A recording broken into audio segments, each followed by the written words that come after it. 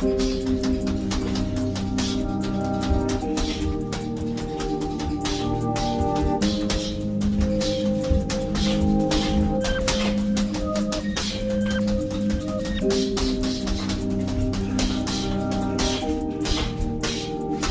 going on with the YouTube fight fans all over the world? It's your boy, the realest of the real. Yes, sir, I said it, Real Talk Boxing. It is a privilege, an honor, and a major blessing to be back with you beautiful people yet again. Floyd Mayweather Jr.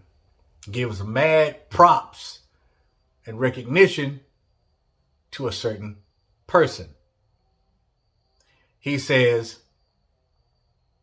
this person is a humble student, teacher, coach, and a mentor. Has all the credentials and qualifications to support why I am recognizing him. Follow Mark Breland. Now, a lot of people view this as a shot to Deontay Wilder because whether you may or may not know, Deontay and Floyd has had, a little bit of bad blood. At one point, Floyd reached out to Deontay Wilder to help train him. Whether or not that was genuine or not, I don't know. But Deontay Wilder also had an issue with Floyd Mayweather's opinion about his fighting style and his ability to box.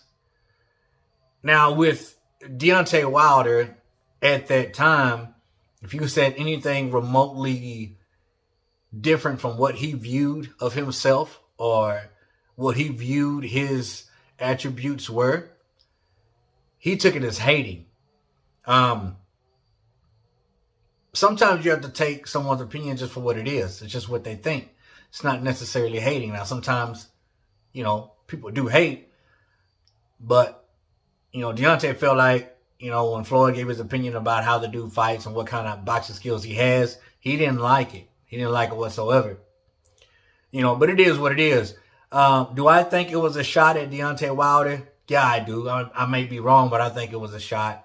But I completely understand and agree with what Floyd Mayweather is talking about, and having a coach.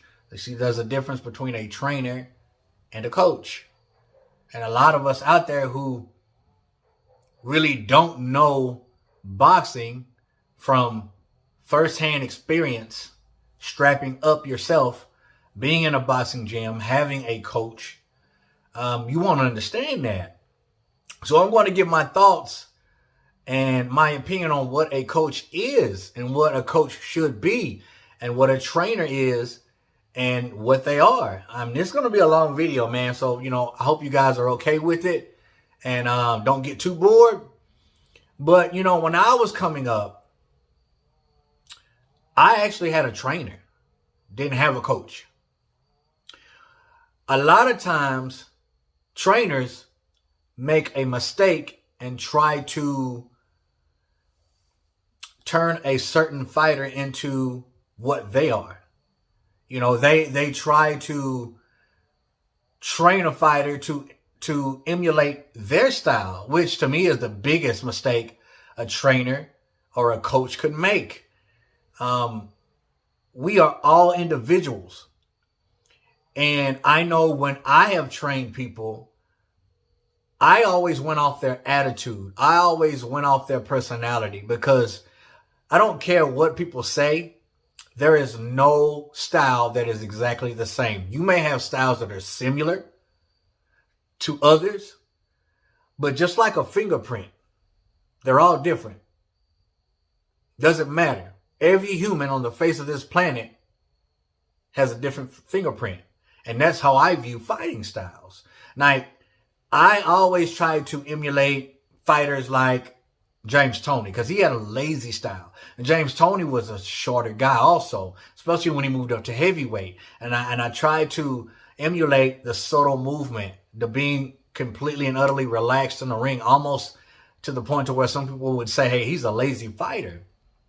But in that, I developed a different style, so to speak, because I had to implement who I am too.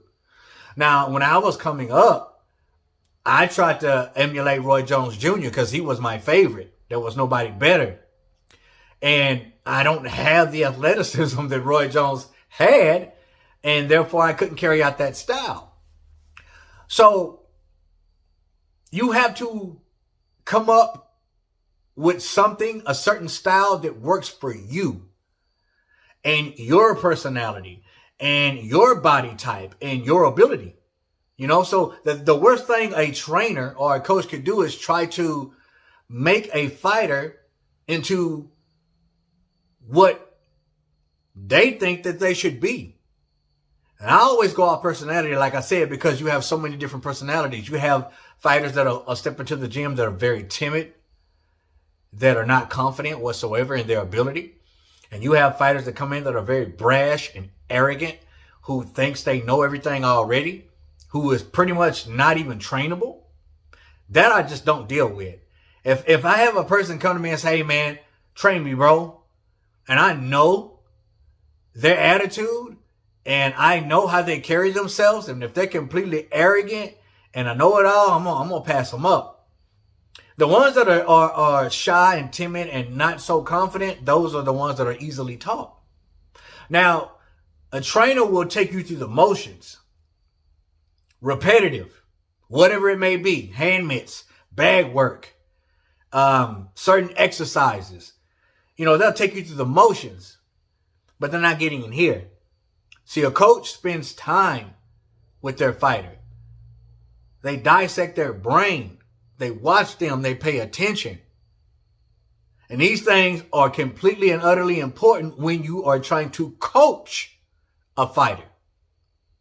All right? Not train a fighter. Now, Floyd Mayweather was probably taking shots at Malik Scott also. Now, I've stated that I probably pegged Malik Scott wrong, but that doesn't change my opinion about him being a trainer versus a coach, because he implemented a plan that was working in the beginning. I would say the first 2 rounds when Deontay was fighting Tyson Fury in the trilogy.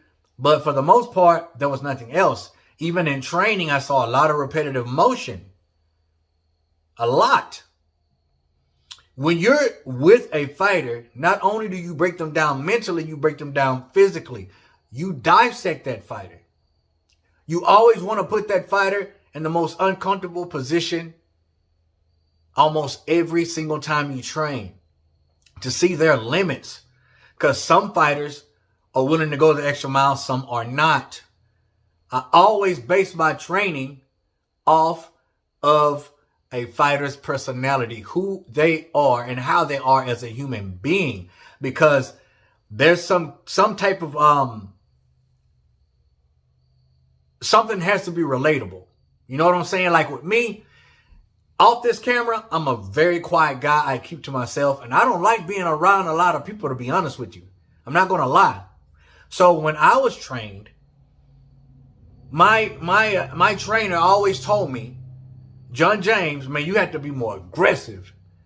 You know, you too laid back, bro. You too quiet. Even in life, like the dude wanted me to fight exactly like him, to the point to where he wanted me to dress like him. He was so big on Kenneth Cole. Man, get you some Kenneth Cole shirts, man. Get out them sleeveless shirts, man. And get out them jogging pants. He was just trying to change me. You know what I'm saying? And I didn't stay with him long. And there was a reason for that.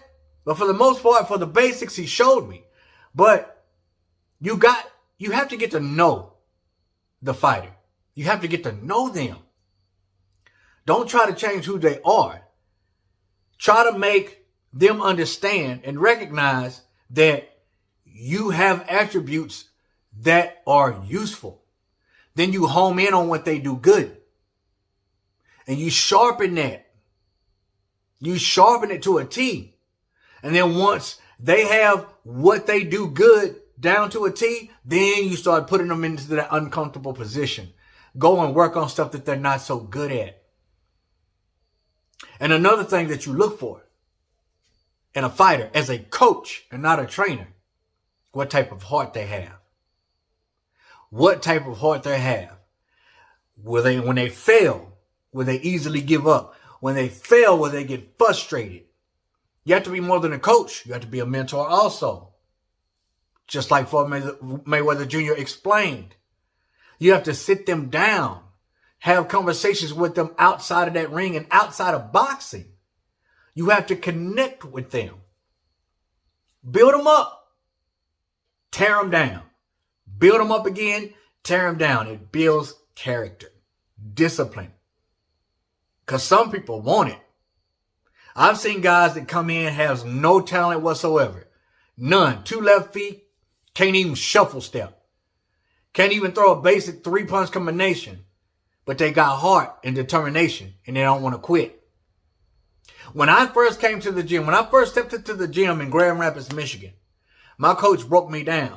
My first day there, I was so fatigued, I was laid out. I laid on my back on the concrete for about 15 minutes because I was so fatigued and so lightheaded. Throwing up and all kinds of stuff, man. And my coach even told me, hey, man, I thought that was it for you, bro. I knew you wasn't coming back. But the next day I came back.